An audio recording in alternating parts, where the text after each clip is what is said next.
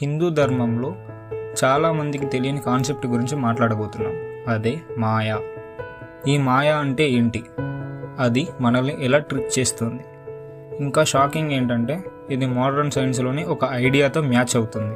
హిందూ ధర్మంలో ముఖ్యంగా వేదాంతంలో చెప్తారు, మనం చూసే ఈ ప్రపంచం అంతా ఒక ఇల్యూజనేషన్. ఇది ఇంకా క్లియర్గా చెప్పాలంటే ఒక సినిమా స్క్రీన్ ఊహించుకోండి. స్క్రీన్ మీద హీరో, విలన్, ఫైట్స్ అన్నీ కనిపిస్తాయి, కానీ అవన్నీ నిజం కావు.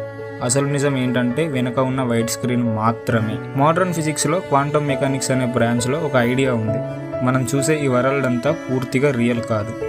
ఉదాహరణకి ఒక టేబుల్ సాలిడ్గా కనిపిస్తుంది, కానీ క్వాంటమ్ లెవెల్లో అది ఎక్కువగా ఖాళీ స్పేస్, వైబ్రేట్ అవుతున్న ఎనర్జీ పార్టికల్స్ మాత్రమే. అంటే మన కళ్ళు చూసే రియాలిటీ కంటే డీపర్ లెవెల్లో వేరే నిజం ఉంది. ఇంకా ఇంట్రెస్టింగ్ పాయింట్ ఏంటంటే క్వాంటమ్ ఫిజిక్స్లో ఆబ్జర్వర్ ఎఫెక్ట్ అని ఒకటి ఉంది. నువ్వు ఒక పార్టికల్ని